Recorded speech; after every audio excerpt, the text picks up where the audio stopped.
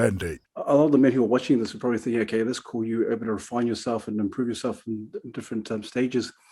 But obviously, with all your successes and being in politics and so forth, I think a lot of men are probably asking or wondering, there had to be, along your journey, there had to be some hardships, there had to be some struggles. And so what were some of the things you found besides, I know you talked a little bit, you touched a little bit on it with the inauguration, but what were some of the struggles that you had to overcome? Or some of the things that you knew, like, man, this is some hard times? Yeah.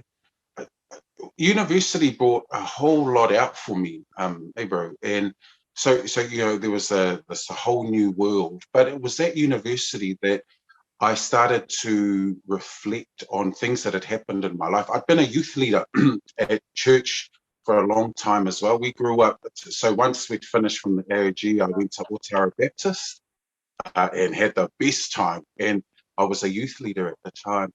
But it was at university where I was being confronted with all these ideas. And I think being confronted with all the ideas helped me to acknowledge that things that happened in life that maybe I needed to deal with. And I think part of that refining process was I just started going through heaps of stuff. And so I was feeling really confused at university. And so we had a group called Pacific Students of Christ. And I think that's the group that's where I got to know Caroline so well, because she would come along. But it was in those years where I think someone was talking to me once, and I kind of realized that there was a lot of doubt. I carried a whole lot of doubt and a whole lot of non-belief in my own ability, and I never understood why. And it was at university that I got counseling, and someone said, oh, you should just go and see a counselor. If it's free, I'll go and talk to someone. And those were the days when you go to see a counselor, you're like a wacko. But it probably suited my personality, because I thought, well, I am a little bit itchy, so I went and saw the counsellor.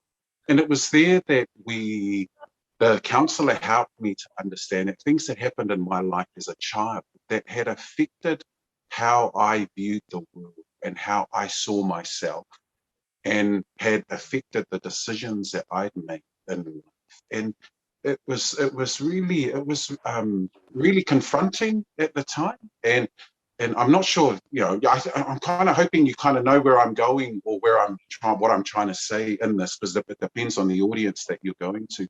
But when I was little, certain things happened in my life, and I look back on my life and I go, all my friends growing up were girls. And, people, they used to mock me in the old days. They'd always say, oh yeah, and because I'd always hang out with the girls. But what the counselling did later on in my life is help me understand that I had a very high distrust of men, and that because of what had happened when I was a child, I didn't realize that the way I was coping with it was to stay away from men. And I got lots of friends who were girls, and that's why they used to tease me, saying, well, this was a good opinion. But I guess it was my way at the time of trying to understand what had happened and cope with what had happened. And so the unlocking that, and was a really difficult process. And many years after, when I became a youth worker, I used to, youth workers get supervision. I still do supervision now as a politician. But many years later, people in that supervision, they helped me understand that I actually believed that I was dumb and worthless and useless. And that had come from feeling the guilt and the blame of something that happened when I was really little. And I couldn't believe how long, I still can't believe how much of an impact that had made on my life. And even today, there are times where there's real challenges and self-belief and whether I can do things.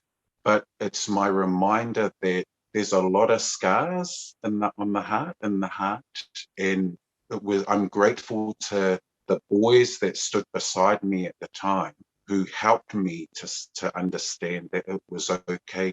And one quick story, I had when I was at university, I used to hang out with the boys, And for the first time in my life, while at university, one of the boys, the big boys, all the girls were, they were chasing this particular guy.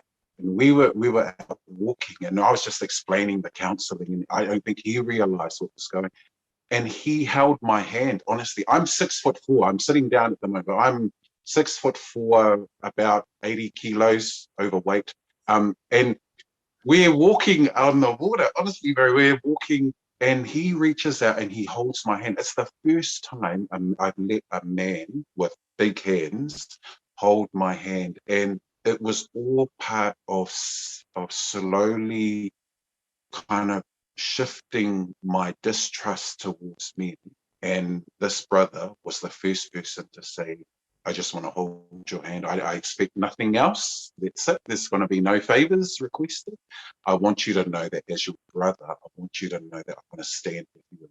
So that's a very personal story. But I think sometimes there's a part of me that thinks that it's tough roads for a lot of people in leadership roles, and we have to somehow find ways to trust and confront and just slowly work through those things, because it shows that whilst I put on a front when I'm on TV, I think there's a very shy, broken man behind the image on TV, but one who's very loved. And my wife was around my time at that time, and I hope that's useful. I've tried to give it as vaguely but as pointedly as possible, because I know there's many men who may have either had that experience or have walking with other guys, and somehow or other we need to hold their hands, whether it's holding their hands physically or just letting them know we can talk about this stuff. I think is really